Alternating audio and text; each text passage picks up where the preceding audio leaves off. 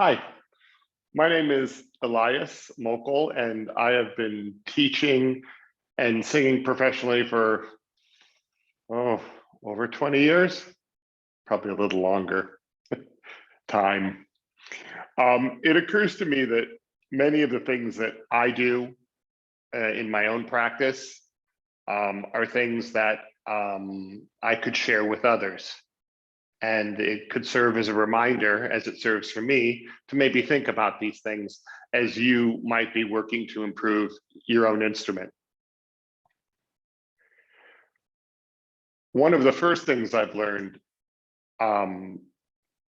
because of teaching is that the things that I ask others to do, it reminds me to then do these things myself. And this morning, for example, I sang through Gabriel Fauré. He's a French composer. He's written a tune called En Prière, and I sang through it.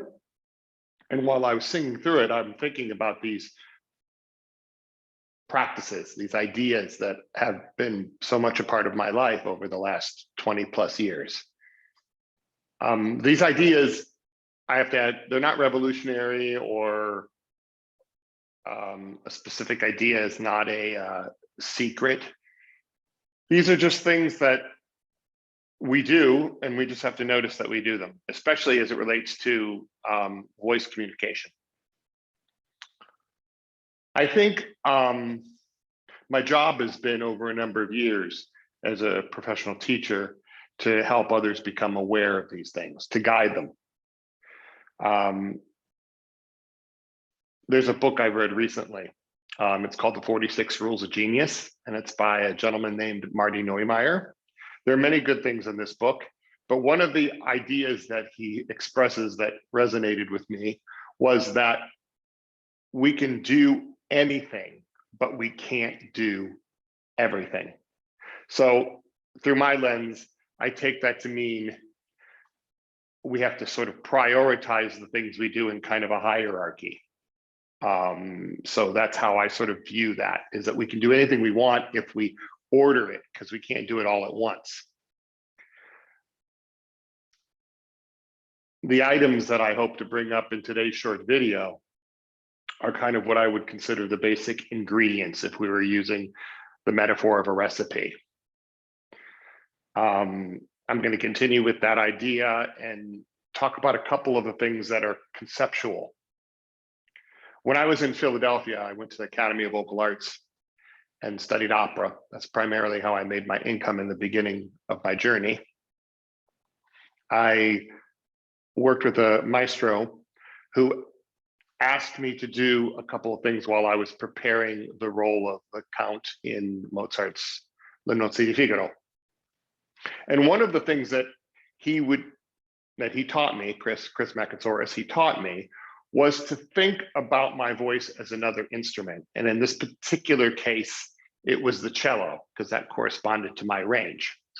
And to think about externalizing those ideas. So I applied this kind of concept whenever I sang anything, like the idea of bowing, for example, to think about that as an external process, because for us, it's internal and it's helpful to think of it externally. And through multiple sessions, we individualize how this works for every person and how they sort of think of it in their body. But I wanted to take a moment in this first talk to think about examples of musical instruments, say in an orchestra, or instruments that you might have noticed in a rock band or another musical group, to just think about how they produce sound. I'm going to specifically start with the orchestra, because typically they're divided into sort of 4 sections: percussion, drums, cymbals, etc., trumpets, trombones, horns, they're in the brass section, and clarinets and saxophone and oboes and wood are in the woodwind section, among other things. And strings, violin, viola, cello, bass, guitar, anything that primarily uses strings to make sound. And I started to wonder, how and why are these instruments categorized? Why were they categorized this way? And I started to think about how they produce sound in a specific way. So for strings, for example, you have an external object that runs over the strings to make a sound, and it causes the strings to vibrate naturally. And we hear that sound. For brass, there's a mouthpiece, and we blow through that with pressurized air, and then that goes through a tube and it's amplified, and we hear the natural vibration that way. Clarinets, woodwinds, oboes, saxophones, they have a reed, and it's the same, basically the same concept, except it's through a reed that vibrates. And drums, well, you hit them and then they vibrate and make sound. And timpani, if you've ever seen that in an orchestra, it can actually be tuned to specific vibrating pitches. So I think it's pretty interesting to connect this with how we, as a speaker or singer, produce sound. We do this, we create sound from birth. You hear a baby cry when they want something. But we don't really often spend very much time deliberately looking at that process in general. Some other things do, like if you're into the martial arts, or you do yoga, or you work on any kind of specific process that isolates how we produce sound. You know, you might have thought a little bit about this. But I think there's a great benefit from the get-go to think about how our voice relates to these instruments. So I want you to image something. I want you to picture something. See all four instrumental sections on a stage, right?